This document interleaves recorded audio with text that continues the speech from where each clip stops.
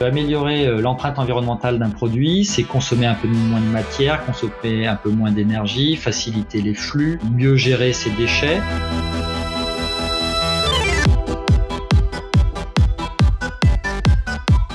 Si on veut s'améliorer, il faut mesurer, et si on mesure, il faut mesurer tous pareil.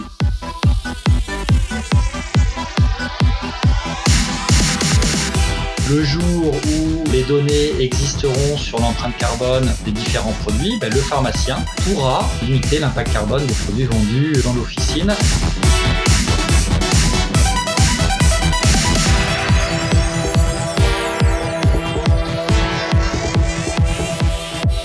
Bonjour à tous et bienvenue dans cet épisode de Good Manufacturing Podcast. Aujourd'hui, nous continuons notre série sur l'évaluation de l'impact environnemental dans l'industrie pharmaceutique.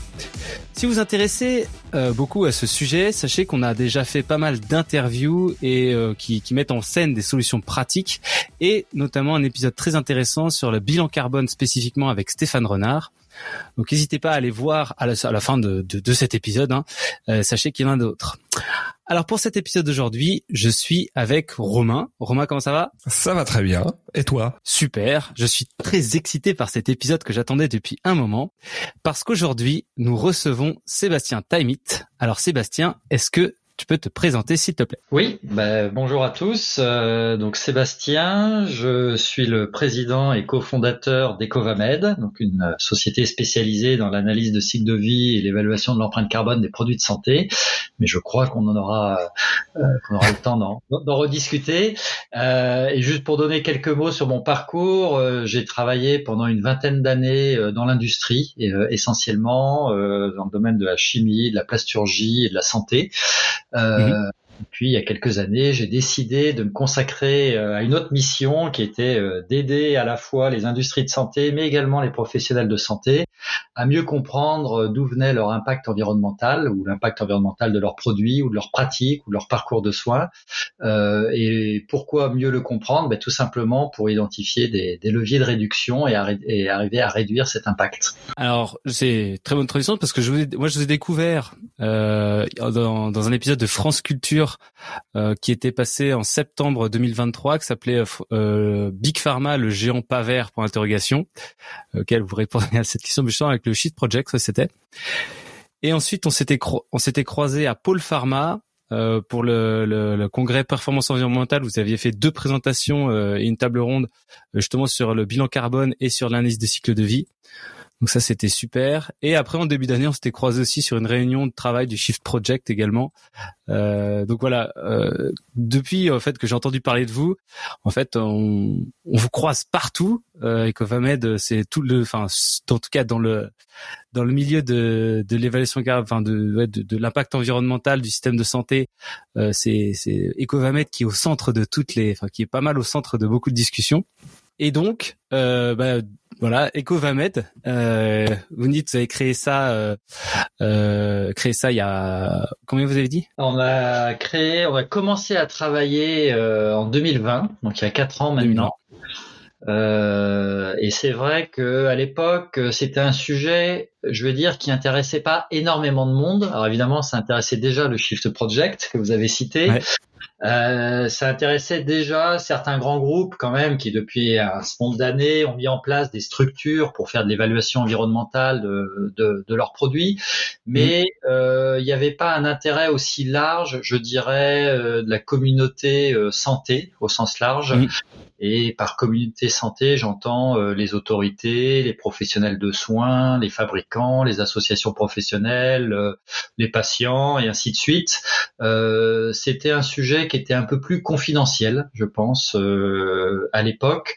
On voyait déjà un certain nombre de médecins, de pharmaciens, néanmoins, qui faisaient de l'éco-conception dans leurs établissements de soins, comme un certain nombre d'industriels qui avaient déjà mis en place des équipes, mais ça n'avait pas du tout l'envergure que ça a aujourd'hui. Et en fait, l'envergure, elle est un petit peu due aussi au Shift Project, d'une part, qui a mis en exergue le poids que représente le secteur de la santé dans les émissions de gaz à effet de serre de la France.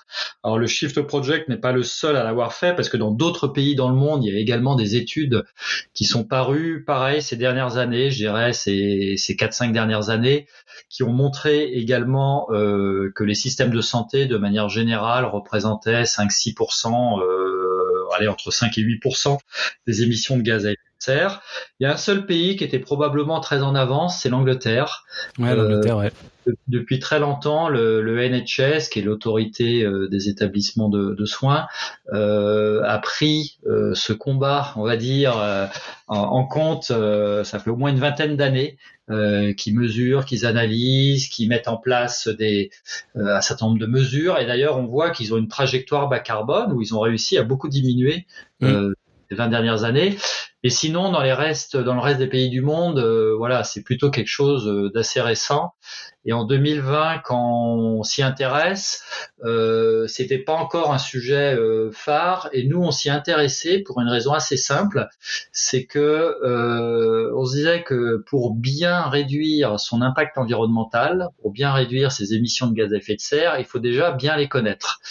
Et pour bien les connaître, il faut arriver à les mesurer en un temps raisonnable, sans que ça coûte non plus trop cher. Alors pourquoi ? Parce que les industries de santé, c'est déjà des industries qui sont très réglementées, avec beaucoup de contraintes sur la qualité, sur l'innovation, sur le réglementaire et ainsi de suite. Donc, c'est toujours des choses qui s'empilent. Année après année, on empile des nouvelles contraintes.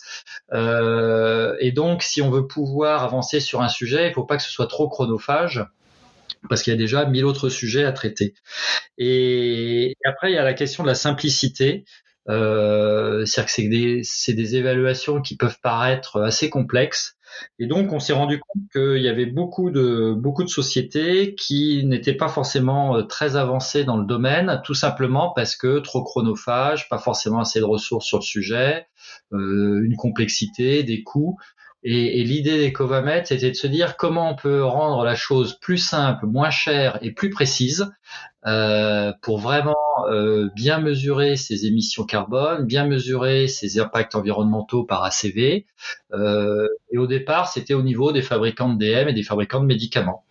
Et donc on a travaillé pendant entre un an et demi à mettre en place comme ça une méthode interne, un processus, parce qu'évidemment tout ça s'appuie sur des normes. Il y a déjà beaucoup de normes qui existent, que ce soit les normes ISO pour l'ACV ou l'empreinte carbone, ou les normes GHG protocole, ou pour les bilans carbone, il y a aussi le BGS et ainsi de suite. Donc l'idée, c'était pas de revoir les normes, ça, elles existaient, mais c'était de dire comment on peut faire la chose de manière efficace, précise, parce qu'on s'est rendu compte que un certain nombre de cabinets généralistes s'essayaient à la tâche, mais quand on n'est pas spécialiste d'un domaine industriel, c'est jamais évident. Nous, on serait bien incapable de faire une ACV d'une voiture, par exemple, ou alors ça nous prendrait peut-être 10 fois le temps d'une société qui ne fait que ça. Et donc, on a remarqué à l'époque qu'il n'y avait pas vraiment de spécialistes dans le domaine de la pharmacie, dans le domaine de la chimie, dans le domaine des biotechnologies même. Et comme on a tous un background très scientifique, parce qu'aujourd'hui Ecovamet c'est 5 personnes et tout le monde est, on va dire, ingénieur ou docteur, nous le défi c'était de bien comprendre déjà ce qui se passe d'un point de vue technique dans tous les sites de fabrication pour en évaluer le plus finement possible, tout en étant rapide, simple et pas trop consommateur de temps à nos clients, ces impacts. Et donc voilà, on a commencé là-dessus, et au bout d'un an et demi, on a discuté avec des premiers clients, et de manière assez amusante d'ailleurs. Les premiers clients étaient forcément dubitatifs, parce qu'on leur dit on va faire mieux et moins cher. Donc là, vraiment, les gens sont un peu surpris. Et du coup, on a deux très grosses sociétés qui nous ont dit, nous, on a déjà mesuré en interne. Donc, vous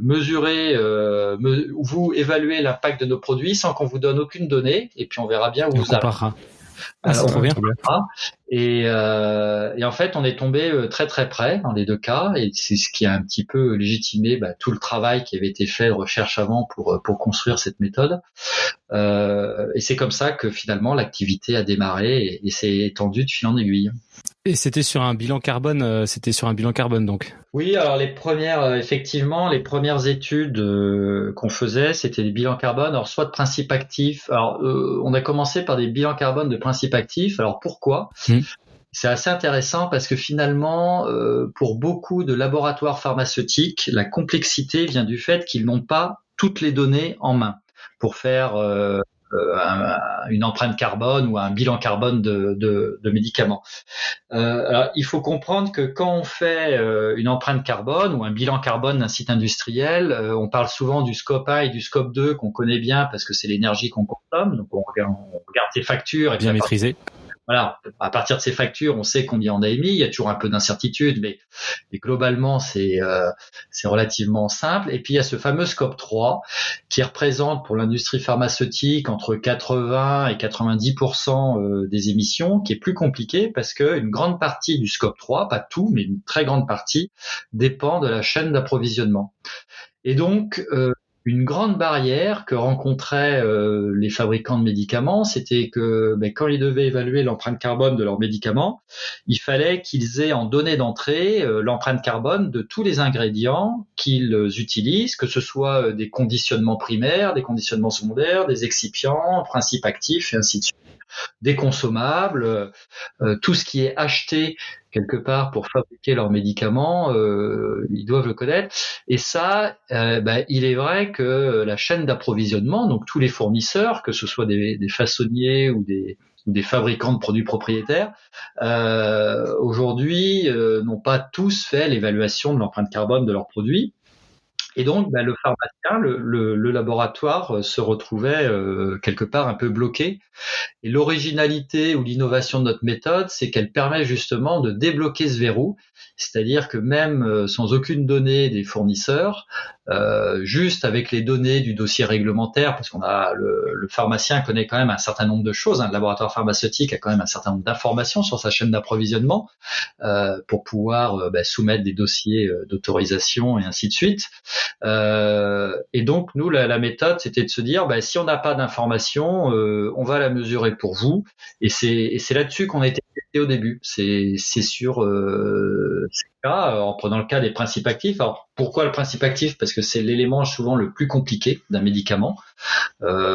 Et donc, si on arrive à le faire sur le principe actif, généralement, on arrive à le faire sur les excipients, sur les consommables, sur les conditionnements et ainsi de suite. Donc, c'est comme ça que ça a débuté.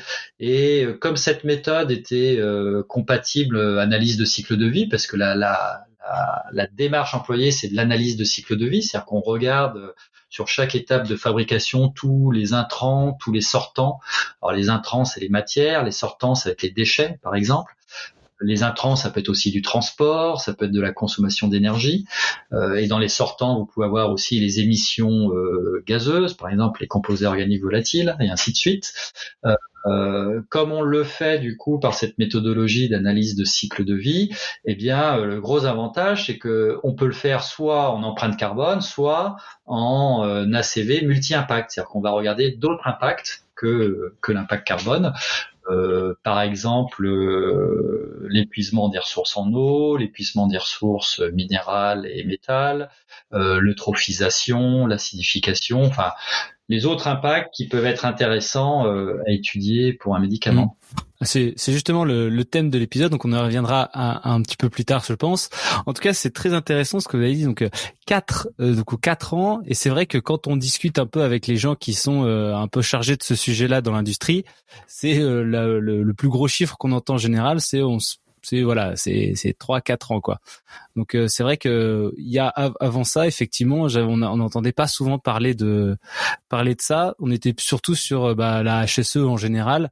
Et c'est vrai que les sujets bilan carbone, analyse de cycle de vie étaient pas du tout. Enfin moi en tout cas, j'en avais jamais entendu parler avant il y a 3-4 ans quoi.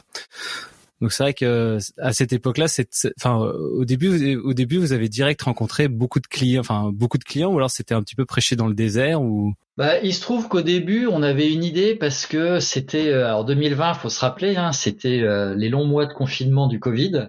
Et donc, dans ces longues soirées, ces longs week-ends à méditer, à lire et ainsi de suite, on s'était dit tiens, ça serait intéressant si quand on a une boîte de médicaments, on la scanne avec son téléphone et ça nous donne l'origine de fabrication du produit.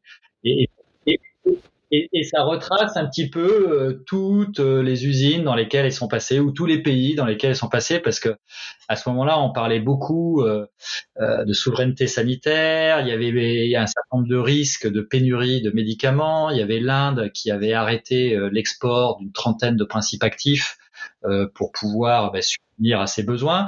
Et donc, il y avait les pénuries, alors qui existaient bien avant le Covid, mais qui augmentaient d'année en année et qui ont atteint un niveau élevé l'année du Covid et ça s'est poursuivi après d'ailleurs. Alors même si pendant l'année Covid, il y a eu beaucoup de pénuries d'anesthésiants, mais ça c'est normal parce que la consommation a tellement augmenté que c'était imprévisible quelque part. Quoi qu'il en soit, on a beaucoup parlé de l'origine des produits de santé. Et donc du coup, on avait commencé à faire un algorithme qui permettait de retracer. Et c'est un peu d'ailleurs à partir de ces travaux qu'on a construit notre méthode pour l'empreinte carbone, parce que quand on comprend bien la chaîne d'approvisionnement, quand on connaît toutes les étapes de fabrication d'un médicament, ce qui peut comprendre 30, 40, 50 étapes sur que ce soit les différents ingrédients, le conditionnement, les dispositifs d'administration, ainsi de suite. Mais le cœur de l'analyse de cycle de vie ou de l'empreinte carbone, c'est vraiment de comprendre toute cette chaîne d'approvisionnement, parce qu'il va falloir évaluer les impacts environnementaux à chaque étape. Donc on est parti un petit peu de cette réflexion sur l'origine des produits de santé pour construire le modèle d'empreinte carbone. Alors, on en parlait peu avant aussi parce que je pense que les pouvoirs publics ne s'étaient pas forcément saisis de la chose, parce que quand on parle émissions de gaz à effet de serre ou impacts environnementaux, on pense plus au transport, on pense plus à certaines industries lourdes, mais parfois on pense à l'agriculture aussi, mais pas toujours. C'est aussi un secteur très important dans le domaine des émissions de gaz à effet de serre. Mais en tout cas, on pensait pas au secteur public de manière générale, et la santé, c'est quand même assez lié au secteur public. Et donc, il est vrai que les autorités n'y pensaient pas forcément. Certains médecins avaient déjà ces notions-là parce que le NHS avait justement beaucoup communiqué, notamment sur les gaz anesthésiants, tous les gaz fluorés qui ont un pouvoir de réchauffement global qui est très important et qui peuvent, pour 1 kilo de gaz anesthésiant, ça peut représenter 1000 ou 5000 kilos de CO2. Et donc, il y a un certain nombre de professionnels de santé, et je pense notamment à la SPHAR au niveau des anesthésistes, je pense aussi au niveau de la néphrologie, tout ce qui va être lié à la dialyse notamment. Donc, il y avait un certain nombre de sociétés savantes qui étaient déjà, on va dire, alertées sur le sujet, mais c'est vraiment ces dernières années où il y a eu une prise de conscience générale que la santé avait un impact sur l'environnement, et que du coup cet impact sur l'environnement, par boucle de rétroaction, allait avoir un effet sur le système de santé, parce que on allait générer de plus en plus de maladies et donc accroître le besoin. Ouais.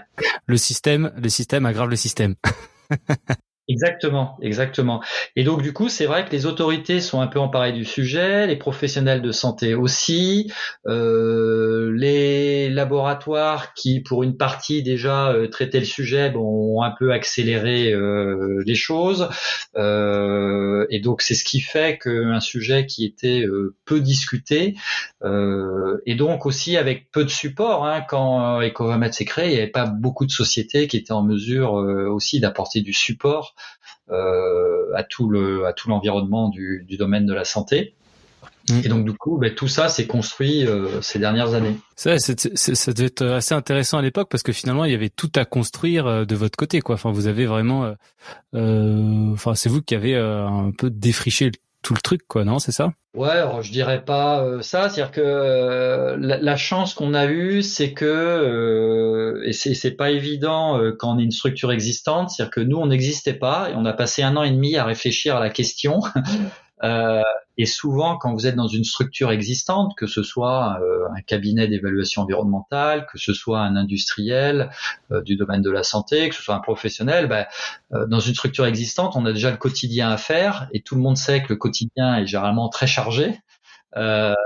Et donc du coup, c'est pas toujours évident de se poser et de se dire allez, je prends 1 an pour réfléchir à un sujet et je ne fais que y réfléchir. Nous, on a fait pendant 1 an et demi que réfléchir, modéliser. Alors, on a fait plein de trucs qui ont servi à rien après, mais on a fait plein d'essais, et je pense que c'est peut-être cette chance-là qu'on a eue, c'est que on a pris ce temps, on a eu la chance de pouvoir le prendre.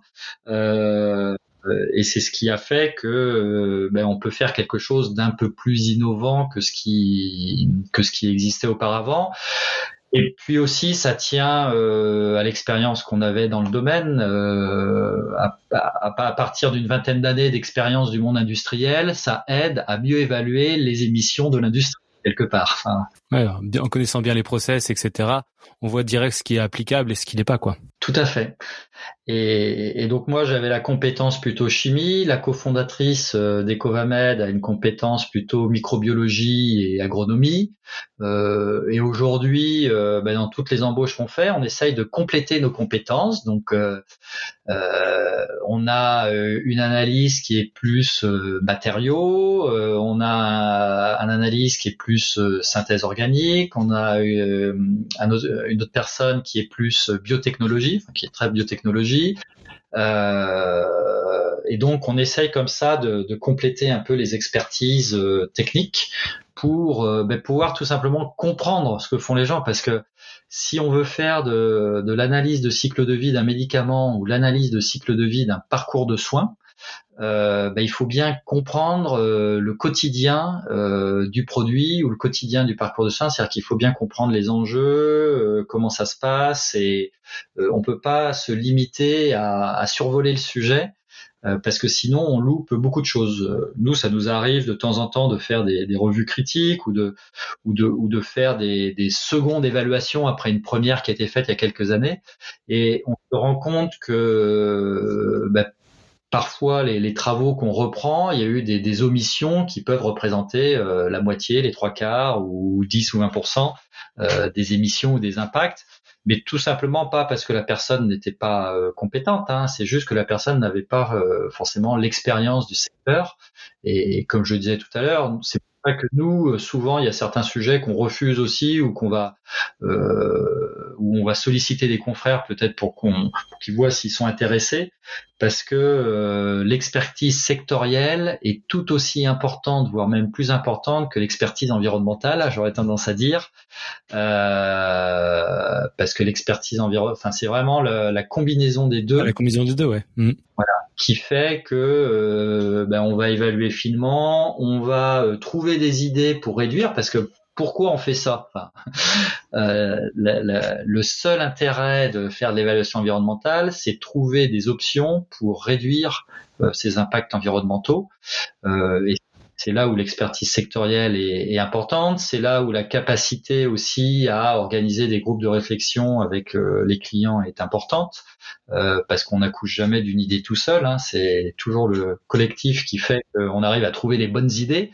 Il faut juste que le collectif voit ce qui se passe, et une fois que le collectif voit un peu la situation, généralement on arrive à trouver des options assez intéressantes qu'on aurait pu trouver autrement, hein, mais voilà, le fait d'évaluer, de mesurer, de mettre sous forme de graphique fait que ça fait émerger des idées pour réduire ces impacts. Alors c'est une très bonne transition, mais c'est tout mon boulot, c'est super. Donc on a beaucoup parlé du bilan carbone dans le dernier épisode avec Stéphane Renard, et là du coup ce que j'aimerais qu'on discute un peu plus, c'est cette analyse de cycle de vie multi-impact. Donc parce que finalement on entend beaucoup parler des émissions carbone, mais finalement l'impact environnemental ne se résume pas du tout qu'aux émissions carbone. on a, notamment ce que je dis souvent, c'est que le carbone, finalement, on peut émettre énormément de carbone. Finalement, la température va augmenter, mais sur le principe, on peut continuer de produire. Tandis que si jamais il y a plus d'eau, il y a plus d'eau, quoi. Là, le process s'arrête, c'est terminé.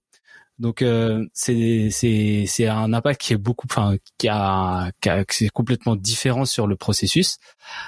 Alors, du coup, l'analyse du cycle de vie multifactoriel, qu'est-ce que c'est et comment ça se passe? Alors, donc l'analyse de cycle de vie, ou ACV en abrégé pour la suite, globalement, c'est une méthodologie, donc qui est normée. Il y a les normes ISO 14040 et ISO 14044 qui précisent comment on réalise une analyse de cycle de vie. Et donc, il faut voir l'ACV comme une méthodologie de calcul qui permet de manière robuste d'évaluer toute une série d'impacts environnementaux sans oublier les éventuels transferts d'impact d'une étape du cycle de vie à une autre. Alors je vais m'expliquer. Si vous prenez en compte, on va rester dans le domaine du médicament, si vous prenez en compte par exemple un produit injectable qui est vendu en flacon, vous pouvez faire une analyse de cycle de vie sur la production de ce flacon.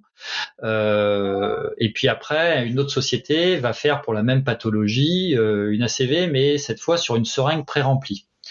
Et donc, il va faire son analyse de cycle de vie et il va peut-être trouver des impacts environnementaux plus importants pour la seringue pré-remplie parce que par rapport au flacon, vous avez un système complémentaire qui a été la fabrication de la seringue. Donc, le concept de l'ACV, c'est de se dire il faut que je prenne tout le cycle de vie du produit et pas seulement sa fabrication, parce que dans le cas présent, si je prends également la phase d'utilisation, dans un cas, la phase d'utilisation, vous n'avez grosso modo rien à faire si ce n'est un petit peu de coton et de désinfectant avant d'utiliser votre seringue pré-remplie. Alors que dans l'autre cas, vous allez devoir acheter une seringue, une aiguille, et après vous allez aussi devoir détruire cette seringue et cette aiguille après utilisation. Et donc l'idée de l'ACV, c'est qu'on prend l'ensemble du cycle de vie du produit. On dit souvent du berceau à la tombe, ou cradle to grave en anglais. Et le berceau, c'est quoi? Le berceau, c'est l'extraction des matières premières. Donc, c'est l'extraction des minéraux, des métaux, du pétrole, des produits biosourcés, donc éventuellement les cultures. Donc ça, c'est le berceau. Et de ce berceau, tout se crée, c'est-à-dire toutes les matières premières, tous les conditionnements. On fabrique des usines aussi pour fabriquer les produits, c'est important. On fabrique des voitures pour que les employés viennent à l'usine et fabriquent le produit, et ainsi de suite, et ainsi de suite. Et la tombe, c'est la dernière étape du cycle de vie d'un produit, c'est généralement le traitement des déchets qu'il a générés. Alors dans le médicament, ce terme déchet, on en oublie souvent un. C'est le principe actif et les excipients que le patient a ingérés pour se soigner et qui sont excrétés par le patient. Et ça, c'est également dans la fin de vie du produit parce que ces produits excrétés par le patient passent dans le système de traitement de l'eau et peuvent avoir un impact sur l'environnement s'ils ne sont pas métabolisés dans le corps ou s'ils ne sont pas détruits par le système de traitement de l'eau. Et donc c'est pour ça qu'on parle beaucoup des métabolites, des principes actifs. Et donc voilà, donc l'analyse de cycle de vie, ça prend en compte vraiment toutes ces étapes-là. Et c'est un peu comme de la comptabilité. Donc si on est contrôleur de gestion, généralement on comprend bien le principe de l'analyse de cycle de vie. C'est de la comptabilité environnementale, c'est-à-dire que sur chacune de ces étapes, je fabrique mon excipient, c'est une étape, je fabrique mon principe actif, c'est une autre, je formule et je remplis mon flacon, c'en est encore une autre, je le mets en conditionnement, je le transporte dans un entrepôt, puis à la pharmacie, puis chez le patient et ainsi de suite. Pour chacune de ces étapes, il va falloir déterminer ce qu'on appelle les données d'activité, c'est-à-dire ce dont on a besoin pour que le système tourne, pour que le système fonctionne. Et c'est ce que j'indiquais un petit peu au début, c'est que ces données d'activité, c'est quoi? C'est des quantités d'énergie, donc des kilowattheures d'électricité, des mètres cubes de gaz, c'est des kilomètres de transport. Alors on parle en tonnes de kilomètres transportés, parce que tous ces ingrédients, tous ces composants, tous ces produits finis, il faut les transporter. Donc à chaque étape, on dit j'ai eu tant de tonnes kilomètres transportés pour pouvoir faire cette étape. C'est des kilos de matière, c'est des mètres carrés de carton, c'est des personnes qui doivent venir, c'est des mètres carrés de bâtiments industriels qu'il a fallu construire et qu'on va amortir sur une certaine durée pour évaluer leur impact. C'est beaucoup de prestations de services. Il faut de l'IT, il faut du réglementaire, il faut du qualité, il faut du nettoyage, il faut une cantine, il faut donc beaucoup de prestations de services, de la maintenance. Et donc, on liste, on fait un inventaire de cycle de vie. Et pour chacune de ces étapes, on va lister comme ça tout ce dont on a besoin en kilos, kilomètres, kilowattheures, personnes, euros, et ainsi de suite. Et puis on va lister aussi tout ce qu'on émet. On a tant de mètres cubes d'eau usée qu'il faudra traiter, on a tant de litres de solvant qu'il faudra incinérer, on a tant de mètres cubes de COV qui partent à l'atmosphère. On a tant d'eau aussi qu'on rejette parce que on consomme de l'eau et on rejette de l'eau. Et donc on fait un peu un bilan. On fait un bilan avec cet inventaire et sur cet inventaire physique de kilos, de kilowattheures, de kilomètres, on va affecter des facteurs d'émission. Alors les facteurs d'émission, c'est ce qui caractérise l'impact environnemental d'un flux physique. Donc vous prenez 1 kilo d'acétone par exemple ou 1 kilo d'éthanol, il a pour chacun des impacts environnementaux un facteur d'émission et c'est ce qui va caractériser l'impact environnemental en kilos de CO2 par litre d'éthanol par exemple ou en CTUH pour la toxicité ou l'écotoxicité ou en CTUE pour l'écotoxicité par litre de solvant, en mètres cubes d'équivalent eau monde pour la raréfaction de l'eau, en mégajoules pour l'épuisement des ressources fossiles. C'est-à-dire que chaque impact a son facteur d'émission et en fait on va multiplier ces facteurs d'émission par votre donnée d'activité, les fameux kilos, kilowattheures dont on parlait avant. Alors ça fait une grosse matrice, faut aimer le calcul, faut aimer les mathématiques, mais après il y a des outils qui aident aussi un petit peu, mais faut pas trop d'outils non plus parce que si on veut comprendre ce qui se passe et d'où viennent, c'est bien de garder un œil sur tous ces calculs intermédiaires. Mais grosso modo, vous prenez tout cet inventaire, vous le multipliez par tous les facteurs d'émission des impacts que vous souhaitez évaluer, et puis à la fin vous faites une grande somme. Et vous avez vos impacts. Et vous savez que votre médicament, sur l'ensemble de son cycle de vie, il a eu un impact en raréfaction de l'eau de 5 mètres cubes world equivalent. Il a eu un impact climatique de tant de tonnes de CO2 équivalent. Il a eu un impact en écotoxicité de tant de CTUE. L'analyse de cycle de vie, il y a ce côté très satisfaisant qu'on regarde tous les impacts. Et ça, c'est vrai que c'est bien parce qu'on se dit, c'est peut-être dommage d'en regarder qu'un seul, si on peut tous les regarder. Néanmoins, le mieux est toujours l'ennemi du bien, et donc il faut quand même être vigilant. Autant l'empreinte carbone, aujourd'hui, beaucoup de gens comprennent bien à quoi ça correspond, comment c'est calculé, quels sont les différents gaz à effet de serre. Il y a un flux très physique avec des gaz qui vont dans l'atmosphère, qui restent longtemps dans l'atmosphère, qui changent le pouvoir radiatif. Enfin, on peut comprendre, à plus ou moins de profondeur, mais je veux dire, tout le monde peut comprendre un peu quand on parle de kilos de CO2 équivalent, tout le monde peut comprendre s'il s'y intéresse un petit peu. Pour comprendre les 16 impacts environnementaux, c'est beaucoup plus ardu parce qu'il y a des choses qui ne sont pas aussi physiques que ces émissions de gaz à effet de serre, avec des unités qui sont beaucoup plus complexes. Quand on parle de CTU, même quand on parle de mètres cubes équivalent eau, c'est pas du tout les mètres cubes d'eau qu'on consomme. C'est sûr, les mètres cubes monde équivalent que vous avez dit, j'étais, qu'est-ce que c'est? Pour donner un exemple, en fait, ce qu'on mesure, c'est pas la consommation d'eau, mais c'est la quantité d'eau qui part dans l'atmosphère. Donc c'est des bilans d'eau. On regarde ce qu'on consomme, on regarde ce qu'on rejette, et on regarde ce qui part dans l'atmosphère. Et une fois qu'on sait combien physiquement part dans l'atmosphère, on multiplie tout ça par un facteur de caractérisation qui dépend de la tension en ressources eau du lieu où on est. Ce qui fait que l'interprétation est pas toujours aisée. Alors, ça paraît logique, hein, parce que perdre 1 mètre cube d'eau quand on est en Écosse ou quand on est en Andalousie, c'est pas la même chose. Exact, ouais. Et donc, ce facteur de caractérisation pondère tout cela et dit, grosso modo, je vais avoir beaucoup plus d'impact si je le perds en Andalousie.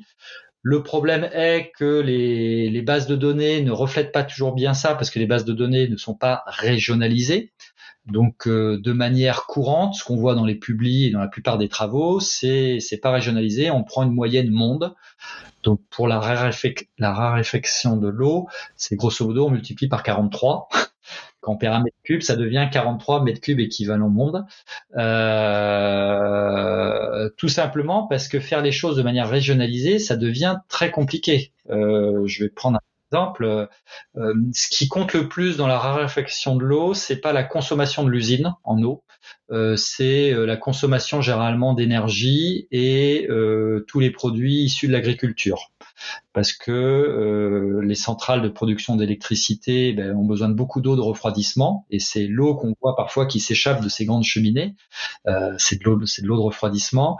Et l'agriculture, c'est pareil, on a besoin d'arroser et une grande partie de l'eau s'évapore dans l'atmosphère. Donc, dès qu'on a des produits biosourcés ou dès qu'on a une grosse consommation d'électricité, l'impact, on va dire eau, vient essentiellement plus important. De ces parties-là. Et donc, c'est pas toujours évident de savoir d'où vient son électricité, d'où vient son produit, et ça complexifie beaucoup le calcul, d'où le fait que ce sont des moyennes mondiales.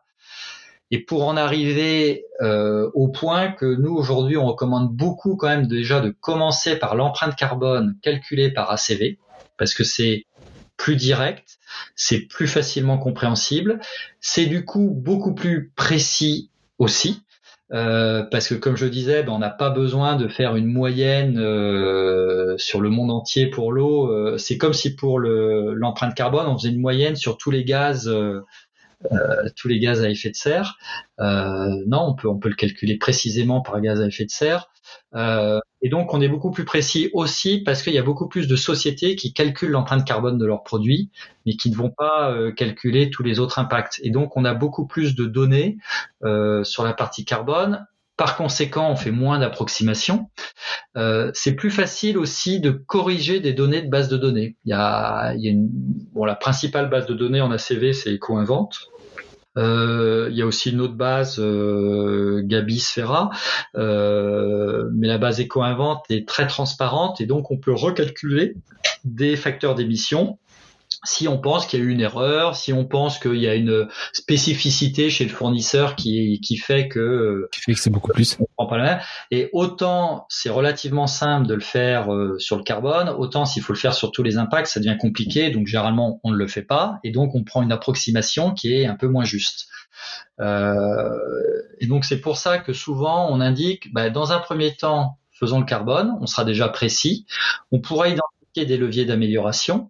Si on est dans un cas où on pense que les leviers d'amélioration peuvent avoir un impact négatif sur d'autres impacts, je vais prendre un exemple très simple. Vous faites un produit avec des produits d'origine pétrosourcée et vous souhaitez plutôt prendre des produits d'origine biosourcée. Généralement, ça diminue l'empreinte carbone. Mais ça peut avoir un impact négatif sur la raréfaction de l'eau ou sur l'eutrophisation, parce qu'on va utiliser des engrais, ou sur le changement d'affectation des sols. Donc c'est typiquement les 3 autres impacts environnementaux qui peuvent se trouver pénalisés. Et donc dans ce cas-là, quand on définit un levier d'amélioration qui va introduire dans le système du biosourcé quand il n'y en avait pas, oui, là c'est important de faire de l'ACV, mais finalement sur un scope beaucoup plus restreint, sur un système peut-être plus simple à étudier.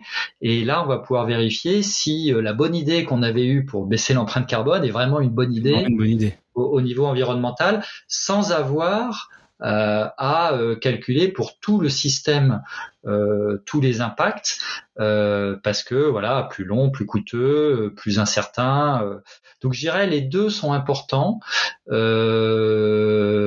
faut pas oublier les autres impacts, parce qu'il y a un certain nombre de cas et qu'on commence à connaître au bout d'un moment. Donc au bout d'un moment, on sait s'il faut tous les étudier, en étudier 4 ou 5, mais en tout cas, parfois ça peut suffire de regarder le carbone. Et dans un deuxième temps, soit on se dit, maintenant je suis assez mûr parce que ça fait plusieurs années que je fais de la CV carbone et maintenant je vais pouvoir passer aux autres impacts parce que j'ai vraiment déjà bien étudié, bien compris mes systèmes, j'ai des données de bonne qualité et maintenant je vais pouvoir passer du temps à faire les autres impacts. Ou alors, lors d'identification de levier, ça vaut le coup de le faire. Et à long terme, on peut espérer quand même que les bases de données se complètent, notamment dans le domaine de la santé. Enfin, en tout cas, c'est une des volontés d'EcoInvent de compléter sa base de données spécifiquement pour le médicament.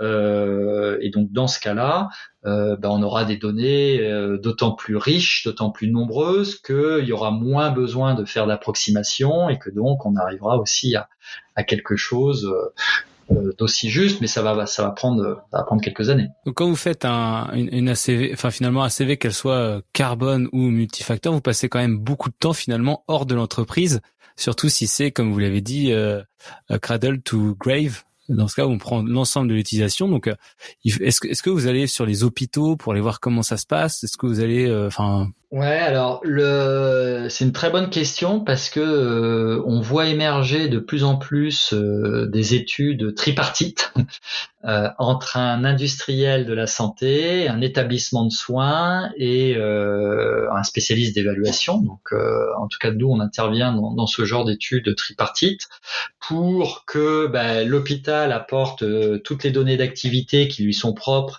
et que seul l'hôpital connaît bien. On réalise plusieurs études, malheureusement je peux pas trop en parler parce qu'à chaque fois elles sont couvertes par des contrats de confidentialité. On réalise actuellement pas mal d'études comme ça tripartites où on regarde précisément ce qui se passe dans l'hôpital. Donc on regarde les consommations d'énergie, les mètres carrés utilisés, les déplacements, tous les dispositifs médicaux qui sont nécessaires au parcours de soins, la fin de vie de ces dispositifs médicaux, et puis le penchant chez l'industriel, comment est fabriqué soit le médicament, soit le dispositif médical qui va intervenir dans ce parcours de soins, enfin qui va être un des intervenants, parce que souvent il y en a plusieurs. Et donc ça permet d'avoir des données précises à la fois côté hôpital, à la fois côté industriel. Ça fait émerger des choses qui sont toujours merveilleuses, c'est-à-dire que d'un seul coup on comprend que pour utiliser son produit il a fallu faire ça, et alors que l'industriel aurait pu faire autrement s'il l'avait su, et que ça a un avantage environnemental à la fin. Donc c'est très très riche d'enseignements. Généralement quand même la plupart des leviers sont disjoints, c'est-à-dire que le fabricant a ses propres leviers d'amélioration, l'hôpital a ses propres leviers, mais il y en a certains qui sont communs, et c'est là où c'est d'autant plus intéressant. Et c'est vraiment très riche, je dirais, de faire comme ça. Alors, on n'est pas toujours obligé de faire comme ça, parce que qui dit plus il y a de partenaires, plus c'est long aussi pour se mettre en route. On peut aussi, quand on fait une ACV d'un médicament, définir un certain nombre d'hypothèses sur l'utilisation du produit, parce que un laboratoire pharmaceutique a fait des essais cliniques, donc grosso modo, il connaît quand même bien comment son produit est utilisé. Il fait généralement un certain nombre de recommandations aussi sur la phase d'utilisation. Sur la fin de vie, il y a un certain nombre de statistiques. Donc, on peut, en tant que laboratoire, néanmoins, bien estimer ces phases-là, même si elles ne sont pas dans la société. Le plus compliqué, souvent, c'est quand même d'estimer ce qui se passe chez ses fournisseurs plutôt que chez ses clients, j'aurais tendance à dire. Ouais. Par contre, pour les hôpitaux, pour compléter le propos, il y a beaucoup d'hôpitaux aussi qui sont motivés pour faire des évaluations. Et dans ce cas-là, il n'est pas toujours possible d'inclure tous les fabricants et tous les fournisseurs. Donc, on supporte les hôpitaux pour faire, à partir de données totalement publiques, des évaluations, des dispositifs médicaux, des médicaments qu'ils utilisent, pour qu'ils puissent avancer aussi, eux, sur l'éco-conception de leur parcours de soins. Ouais, trop bien. Parce que c'est vrai que quand on y pense, je pensais à ça l'autre jour. C'est ce qu'on dit toujours. Voilà, l'injectable, ça a beaucoup plus de conséquences, beaucoup plus d'impact environnemental que la forme orale. Mais finalement, quand on y pense, la biodisponibilité des médicaments injectables, elle est supérieure, c'est-à-dire qu'on doit en donner moins de principes actifs pour une efficacité plus importante. En plus, en général, on doit en donner pas forcément autant, parce que par exemple, quand on prend, après les formes orales, vu que ça s'absorbe moins par le corps, il faut mettre plus de principes actifs, il faut en prendre beaucoup plus souvent, peut-être 3 fois par jour, et du coup, finalement, si on fait pas l'effort d'aller regarder l'ensemble de tout ça, on n'a pas les vrais chiffres. Alors, mais sur le principe, moi, ça me paraît comme ça un travail de fou, quoi. Enfin, à savoir. Oui, alors il faut être modeste, il faut commencer par des cas. Nous, on travaille actuellement avec le CH d'Avranches, et là, on peut le citer parce que c'est une étude qui sera publique. On travaille avec des médecins et des pharmaciens en infectiologie. Et donc on compare un certain nombre d'antibiotiques.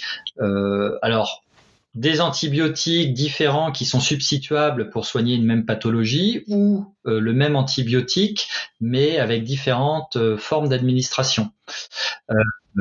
Et effectivement, la biodisponibilité, c'est toujours très important à prendre en compte. Alors, il y a certains principes actifs qui ont des biodisponibilités très semblables, que ce soit par voie orale ou par voie intraveineuse ou subcutanée, mais c'est effectivement pas toujours le cas. Il faut bien le prendre en compte.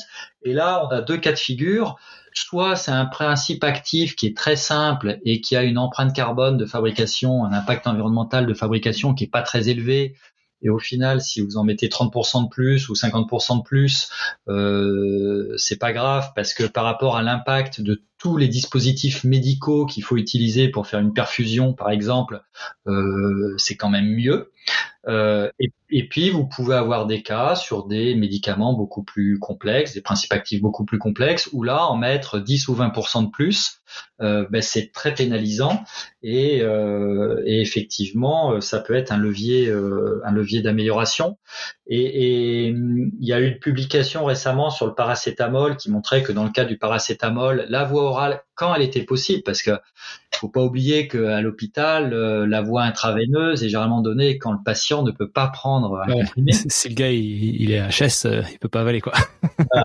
Mais ce qu'on nous indique néanmoins, c'est qu'en discutant avec des médecins et pharmaciens hospitaliers, c'est qu'il y a un certain nombre de cas où ils pensent, et ils sont pas si rares que ça, où ils pensent que finalement la voie orale pourrait être privilégiée, et que c'est juste que cet élément, alors ça a déjà été fait à un certain nombre de cas parce que la voie orale est moins chère aussi que la voie IV.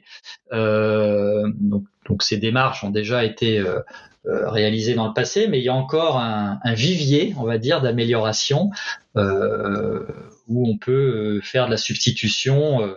Et la grande question, ça va être après la substitution entre des DCI. Vous savez, aujourd'hui, les médecins généralistes sont obligés de faire leurs ordonnances avec les DCI, donc c'est avec le nom de principe actif et pas le nom de marque du médicament.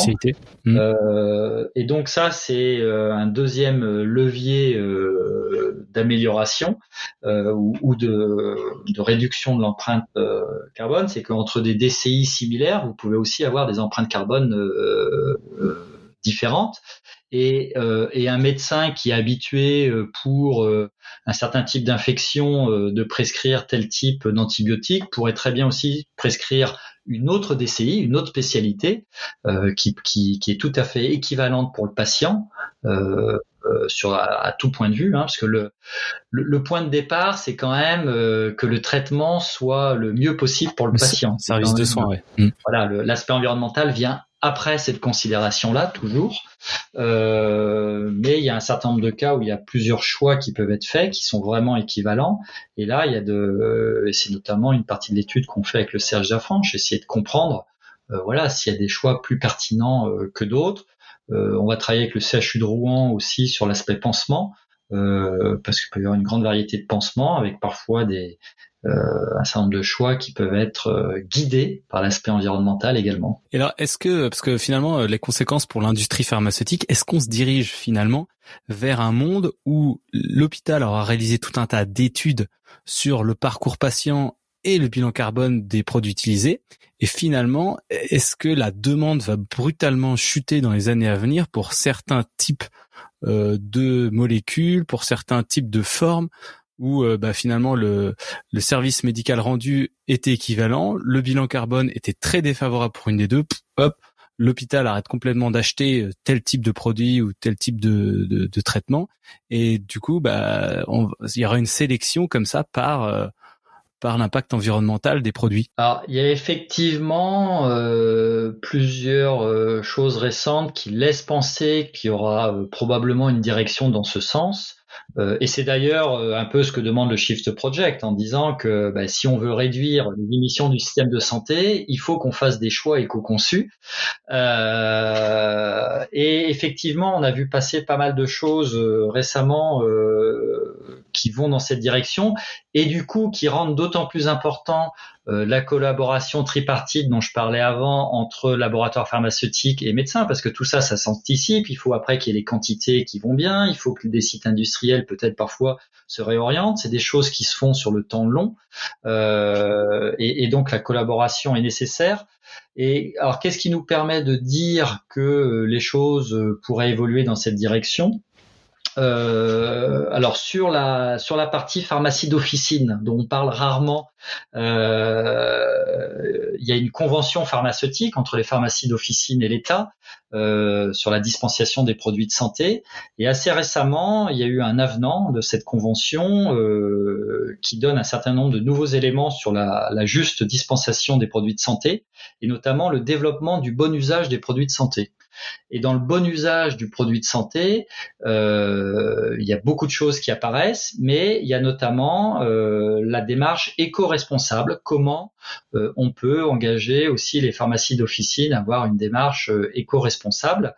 Alors aujourd'hui, les pharmacies d'officine n'ont pas forcément les données pour dire tel produit générique. Les pharmacies d'officine aujourd'hui peuvent décider de substituer un générique par un autre ou un princeps par son générique, mais quand on lit le texte de cet avenant de la convention pharmaceutique, on se rend compte que l'idée de la convention est que le pharmacien puisse avoir un rôle pour limiter l'impact carbone des produits vendus dans l'officine. Et quand on est pharmacien et qu'on a déjà cette possibilité de substituer un produit par un autre, on se rend compte que le jour où les données existeront sur l'empreinte carbone des différents produits, le pharmacien pourra limiter, alors sûrement avec l'aide des grossistes répartiteurs ou avec l'aide de l'industrie. Enfin, les choses ne se font pas tout seul parce que, encore une fois, le premier métier du pharmacien, ce n'est pas ça. Donc, il faut qu'il y ait un accompagnement pour que ça puisse être fait. Mais néanmoins, ça apparaît dans la convention qu'il puisse avoir des actions pour limiter l'impact carbone des produits vendus dans l'officine, tout comme il y a un élément sur l'empreinte carbone que les pharmacies d'officine soient incitées à évaluer l'empreinte carbone, enfin le bilan carbone de leur structure pour mettre en place après des leviers d'amélioration. Et on travaille actuellement avec la faculté de pharmacie de Rouen. Je encadre une thèse de pharmacie justement qui vise à commencer à faire des bilans carbone de pharmacie pour qu'on trouve un bon format pour que ce soit simple, parce que je le répétais, mais le pharmacien, ces derniers mois ou années, il a vu sa liste de tâches augmenter très fortement. Et c'est comme tout le monde, on peut pas tout faire non plus. Donc il y a un moment, il y a une limite dans ce qu'on peut faire. Et donc l'idée qu'on avait avec un professeur, Frédéric Bounour, pharmacie, à la faculté de pharmacie de Rouen, c'était de se dire, essayons de trouver une façon très simple pour que les pharmacies puissent le faire. Et donc pour ça, on fait déjà un pilote avec donc dans le cadre d'une thèse pour regarder ce que ça donne et puis construire un petit modèle assez simple pour qu'après les pharmaciens puissent le faire très rapidement et connaître leurs 2-3 leviers, c'est-à-dire comment ils se positionnent par rapport à la moyenne des pharmacies en termes de consommation d'énergie, d'émissions fugitives, sur quelques critères. Pour que ça leur indique la direction dans laquelle ils devraient travailler en fonction de ce résultat-là. Donc ça, c'est la partie pharmacie en termes d'incitation. Après, il y a une autre incitation au niveau de l'hôpital.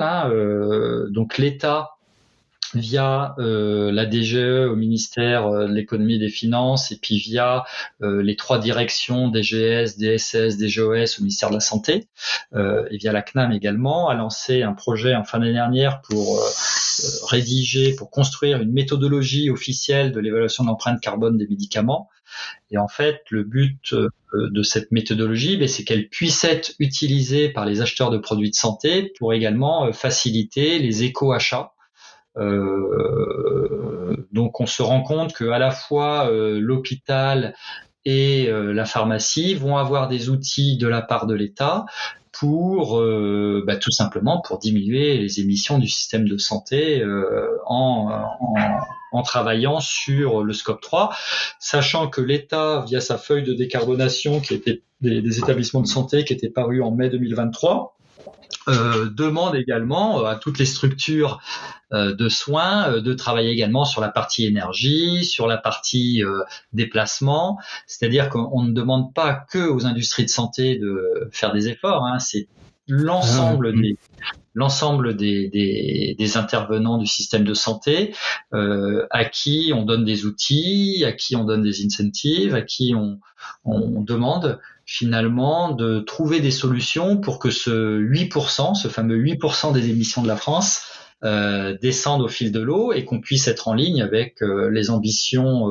2030 et 2050 de réduction des gaz à effet de serre. Là, je voulais en parler sur la fin, mais vous avez fait, Ecovamed en partenariat avec la DGE a lancé une consultation, mais qui est finie, je crois que c'était fini vers début juillet, pour un outil de façon à calculer l'empreinte carbone de médicaments, c'est ça ? Oui, tout à fait. C'est l'outil dont je parlais.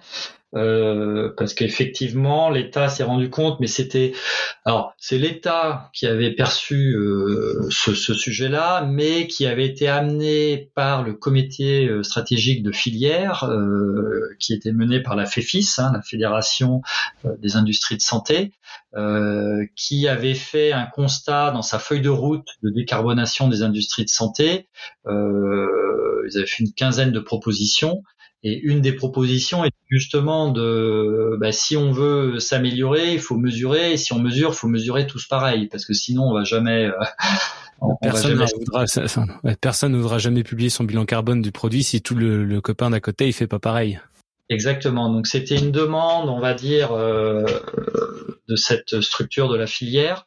Qui a été pris assez rapidement par l'État l'année dernière pour justement construire cette méthodologie et aider toute la filière. Et je dis aider parce que la très grande majorité quand même des laboratoires pharmaceutiques ont des objectifs de réduction de leurs émissions carbone. Et le meilleur moyen pour réduire ces émissions, c'est non seulement de faire des bilans carbone au niveau du groupe, mais souvent c'est bien, mais c'est pas forcément suffisant. Et du coup, il faut le faire aussi au niveau produit, parce qu'en le faisant au niveau produit, on trouve d'autres leviers. Et donc je pense que, alors même si c'est jamais agréable d'avoir une petite obligation supplémentaire, ça peut néanmoins aider tout le monde. Ça peut aider tous les laboratoires qui ont défini des objectifs très ambitieux. Quand on regarde les objectifs de tous les laboratoires, c'est d'une ambition très très forte. Et cette ambition, il va falloir arriver à la mettre en œuvre. Et si les achats publics notamment valorisent tous les efforts qui sont faits, c'est quand même plutôt positif, parce que ça veut dire que les groupes qui atteindront leur ambition se verront également entre guillemets récompensés de leurs efforts. Donc il y a un double intérêt. Et du coup, ça c'est un truc qui est assez intéressant aussi. Donc on parlait justement là, c'était plutôt au niveau du laboratoire. On a fait beaucoup de bilans carbone au niveau du laboratoire et d'ACV au niveau et par contre l'ACV c'est au niveau du produit là. Ouais, alors dans le wording, c'est vrai que bilan carbone souvent c'est une organisation. Empreinte carbone, c'est un produit, et donc ACV, c'est la méthode pour faire l'empreinte carbone. Et juste aussi, parce que c'est vrai qu'on parle beaucoup de décarbonation, il faut se rendre compte que dans 95% des cas, quand on réduit son empreinte carbone, on réduit aussi les autres impacts. Il y a effectivement quelques exceptions, et j'ai cité le cas des produits biosourcés où il peut y avoir des exceptions, mais Dans beaucoup de cas aussi, les produits biosourcés peuvent amener des améliorations sur d'autres impacts, mais il faut être plus vigilant dans ce cas-là. Mais 90-95% du temps, nous, quand on fait des leviers de réduction après une ACV multi-impact, on se rend compte que si on avait fait que l'ACV carbone, on aurait eu peu ou prou les mêmes leviers de réduction. C'est peut-être la priorisation qui aurait un petit peu changé sur quelques actions. Mais globalement, c'est très favorable pour l'environnement de manière générale de décarboner. Alors pourquoi ? Parce qu'on consomme moins d'énergie, on consomme moins de matière, on fait un peu plus de recyclage, on fait un peu moins de kilomètres, et tout ça, ça a également un impact sur l'épuisement des ressources, l'eutrophisation, l'acidification, et ainsi de suite. Donc il y a quand même une forte synergie à faire l'un pour obtenir des résultats automatiquement, je dirais, sur les autres impacts. Ouais, finalement, en fait, travailler sur les émissions de carbone, finalement, ça fait quasiment le travail nécessaire pour le reste, quoi. Une très grande partie. Et par exemple, sur les 16 facteurs, sur les 16 impacts environnementaux d'une ACV que vous parliez au départ, du coup, l'industrie pharmaceutique, ça va pas impacter les 16. Parce que je crois de mémoire, il y en a un qui concerne plus les radiations ionisantes, enfin quoique sur certaines industries du diagnostic, ça devrait pouvoir le faire peut-être, mais. Ouais, mais vous avez raison. Souvent, quand on fait de l'ACV multi-impact, on évalue 16 impacts. Et une fois qu'on a évalué 16 impacts, on regarde quels sont les impacts qui représentent 80% du total. Et on se focalise sur ces impacts-là. Et généralement, avec 5 ou 6 impacts, plus souvent 5 impacts, on arrive à représenter plus de 80% de l'impact total du système. Et donc, on va se focaliser sur ces 5-là, parce que ça fait déjà beaucoup de données à analyser pour améliorer les choses. Et on va souvent retrouver, on va retrouver 3 choses qui sont très corrélées. C'est les émissions de particules, l'épuisement des ressources fossiles et l'empreinte carbone. Ces 3-là, on les retrouve très très souvent dans les 5-6 impacts finaux. Et ils varient tous à peu près de la même manière, hein, parce qu'on comprend bien que si on épuise des ressources fossiles, on émet du CO2 et souvent on émet des particules aussi. Et on va retrouver après d'autres impacts comme l'épuisement des ressources minérales, comme l'acidification, la raréfaction de l'eau.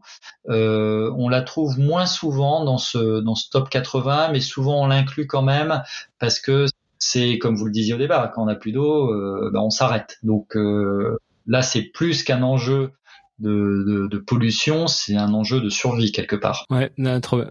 Et ok, ça me paraît assez clair. Et alors, par rapport aux obligations réglementaires actuelles dans un futur proche, surtout concernant tout ça, qu'est-ce que les laboratoires peuvent s'attendre à avoir, parce que finalement on parle beaucoup de choses, notamment 2026, j'ai entendu dire que ça serait les centrales d'achat qui seraient obligées de prendre 15% de leur décision pour l'impact carbone.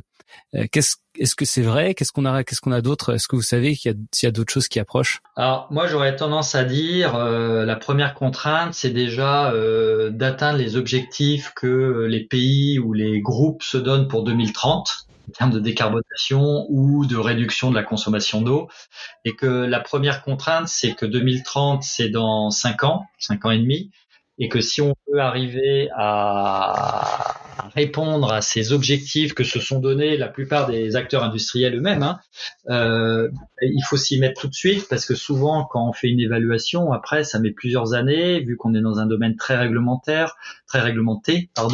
les change controls sont longs, compliqués. Et donc, si on veut pouvoir atteindre ces objectifs dans 5 ans, c'est même limite trop tard si on n'a pas déjà fait les évaluations sur les produits pour commencer à définir les plans d'action. Donc, la première contrainte, pour moi, elle est vraiment là. Après, les autorités de différents pays, en Angleterre, dans certains pays nordiques, en France, du coup, amènent un peu de cadre et de dynamique à tout ça, mais donc du coup dans ces pays-là, il faut effectivement s'attendre à ce que les professionnels de santé demandent de plus en plus d'éléments et donc demande soit de l'empreinte carbone, soit de la CV. Et ce qui est pas mal, par exemple en Angleterre, c'est qu'ils ont défini des milestones, donc des jalons. Des jalons, voilà, merci, des jalons avec des dates butoirs où ils disent à partir de telle date, donc ça c'est déjà le cas, il faut que on ait un bilan carbone. À partir de telle date, il faut l'empreinte carbone des produits. Je crois que c'est 2027. Et puis à partir de 2029, il faut que on voit les résultats des actions qui auront été entreprises à partir de votre bilan carbone en 2024. Donc c'est non seulement il faut fournir des données sur la mesure, mais à terme ils annoncent qu'il faudra fournir également des données sur les résultats des actions qui ont été entreprises suite à ces mesures. Et c'est vrai que donner une visibilité de ce type-là, c'est quand même intéressant parce que c'est une industrie du temps long qui a déjà beaucoup de choses à faire. Mais en tout état de cause, ce qu'on voit arriver dans un certain nombre de pays, c'est effectivement qu'il va falloir mesurer. Et je pense que d'un point de vue stratégique, et je suis pas sûr que la stratégie prenne toujours en compte aujourd'hui, tout du moins ces éléments-là, parce que d'un point de vue stratégique, il va probablement y avoir des changements qui vont s'opérer. Justement, plus on va connaître les impacts environnementaux, plus il pourrait y avoir des comportements. Vous le disiez tout à l'heure, un produit qui s'arrête et puis ou un produit qui va être favorisé par rapport à un autre.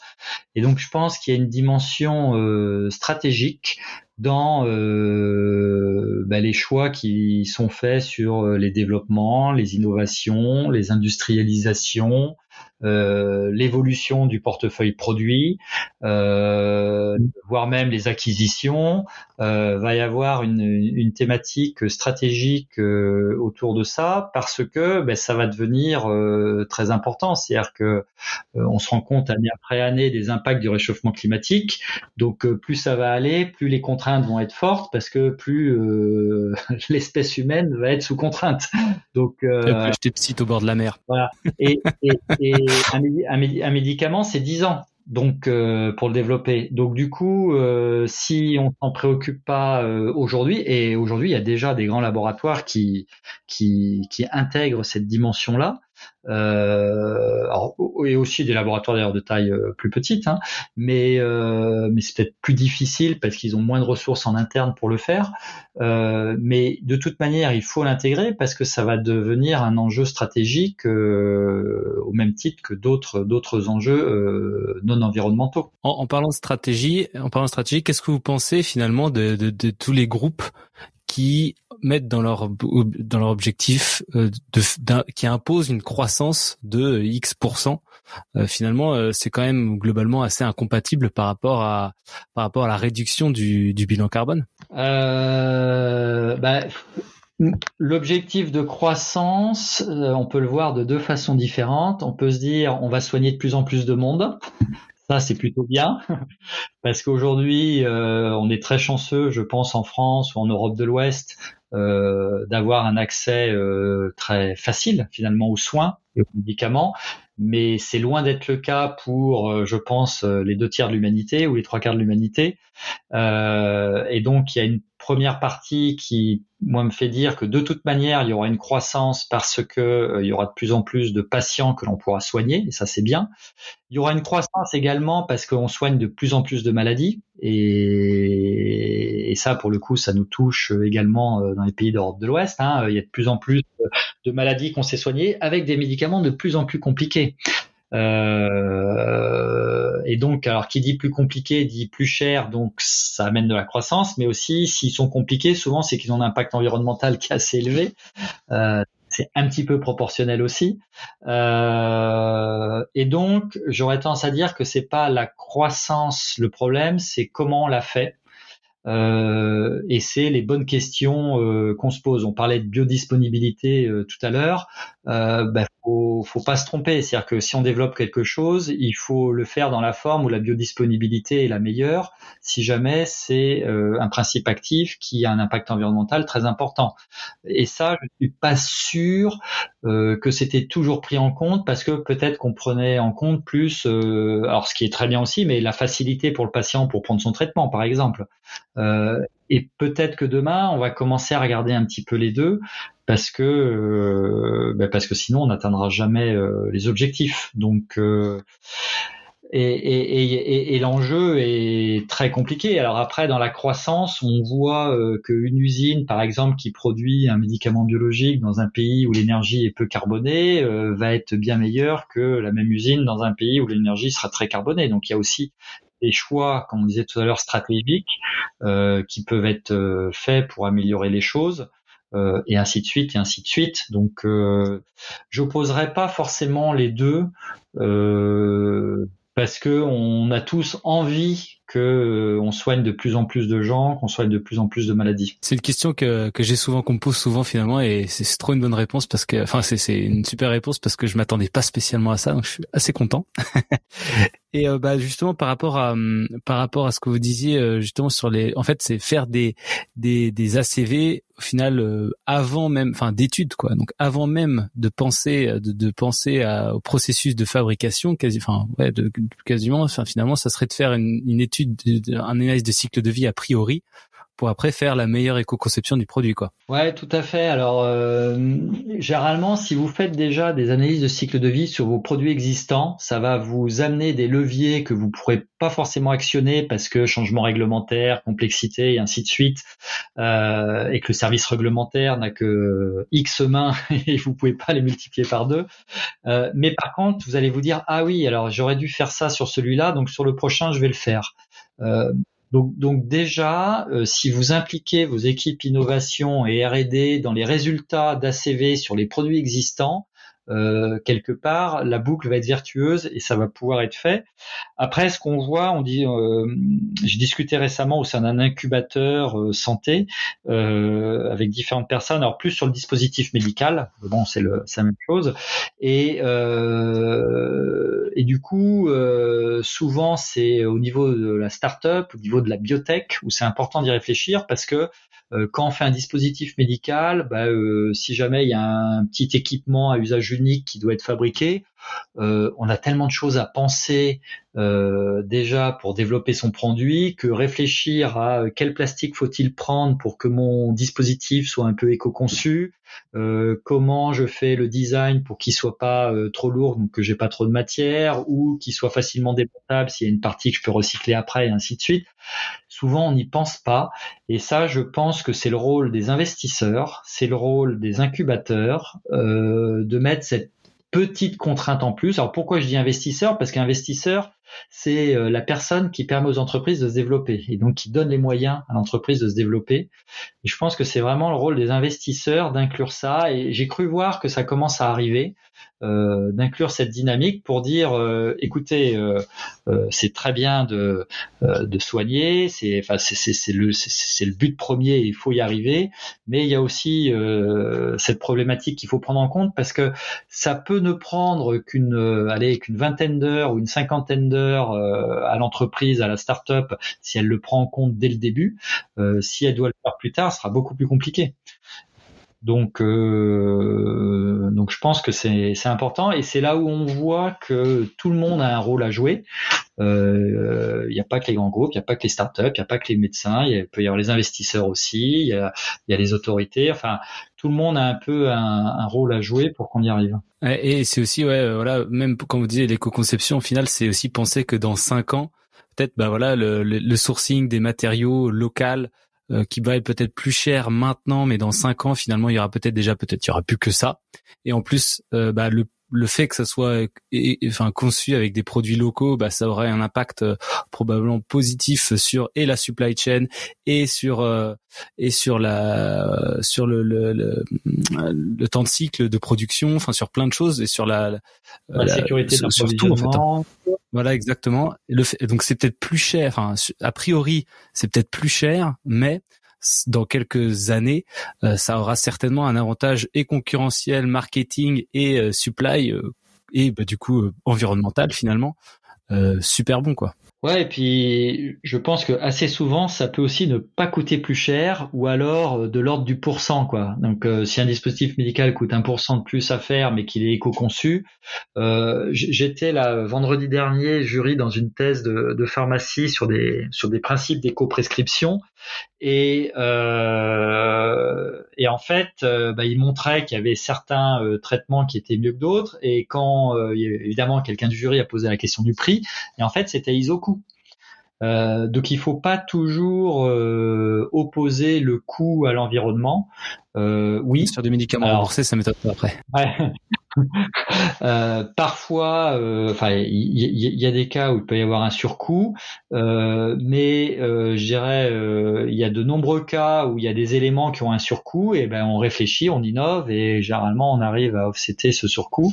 Donc là, c'est pareil, il faut arriver à avancer. Il y a quand même beaucoup de groupes pharmaceutiques qui ont un objectif. On a beaucoup parlé de Biogarant récemment dans l'actualité.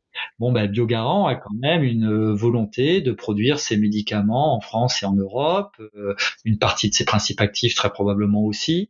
Donc et pourtant ils ont un tiers du marché en France. Donc je veux dire, c'est pas incompatible. Ils ont peut-être fait des efforts ailleurs, il y a peut-être des choix, et on en revient à l'aspect stratégique. C'est qu'est-ce qui compte le plus une fois que j'ai résolu l'aspect soigner le patient le mieux possible. Ensuite, derrière ça, qu'est-ce qui compte le plus? Et voilà, si on est quand on veut, on peut. Ouais, il faut que ça rentre dans la stratégie, quoi. C'est un peu la dernière chose, que là, ça fait 1h15 qu'on parle. Ça va super vite. J'ai encore plein de questions, mais bon, c'est comme ça. Donc, est-ce que vous auriez un message pour les responsables de sites ou de groupes pharmaceutiques qui nous écoutent, par rapport à tout ça? Le message, ça serait de ne pas avoir peur, que c'est pas quelque chose de si compliqué, que pour les directeurs de site, c'est aussi vecteur de performance globale du site que de s'intéresser à la performance environnementale du site. C'est comme la sécurité. Aujourd'hui, la plupart des directeurs de site sont convaincus que quand on améliore la sécurité, on améliore la performance globale du site. Et là, c'est pareil, parce que améliorer l'empreinte environnementale d'un produit, c'est consommer un peu moins de matière, consommer un peu moins d'énergie, faciliter les flux, mieux gérer ses déchets. Dans un bon nombre de cas, ça peut aussi améliorer donc du coup la rentabilité du site. Alors il y a souvent un peu d'investissement à faire, mais on voit l'État aide de plus en plus ce type d'investissement, et derrière en OPEX on y gagne. Donc je pense qu'il faut pas avoir peur, faut pas penser que c'est trop complexe. C'est un petit peu complexe, mais on peut se faire aider pour que ça ne le soit pas trop. Ça peut être fait sans prendre non plus un temps démesuré.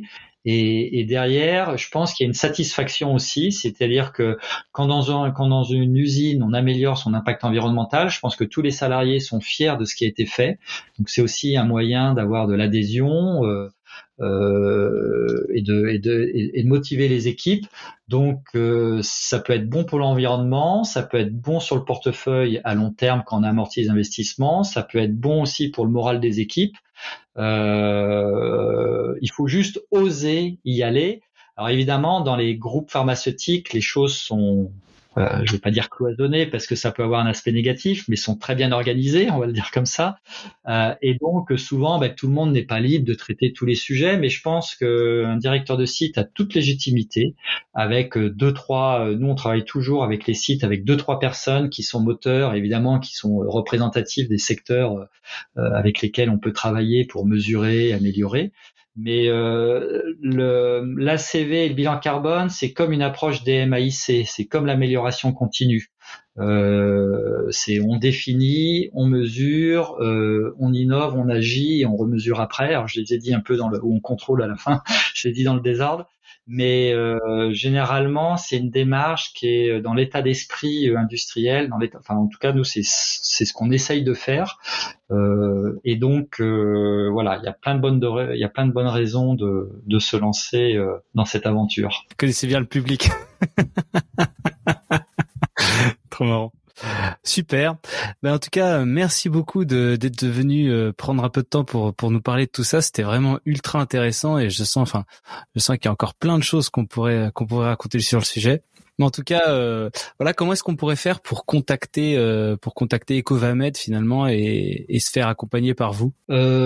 C'est très simple. On a un site web et tout en bas de la page du site web, il y a un petit formulaire, ou sinon ça peut être un mail à contact@ecovamed.com et on se prendra un plaisir de vous répondre et de vous aider. Trop bien. Sébastien, je sais pas si tu veux rajouter autre chose, mais en tout cas. Merci beaucoup de cette opportunité, de cette discussion qui était très riche et très intéressante. Merci beaucoup et puis à bientôt pour un prochain épisode. Salut tout le monde. Au revoir, bonne journée.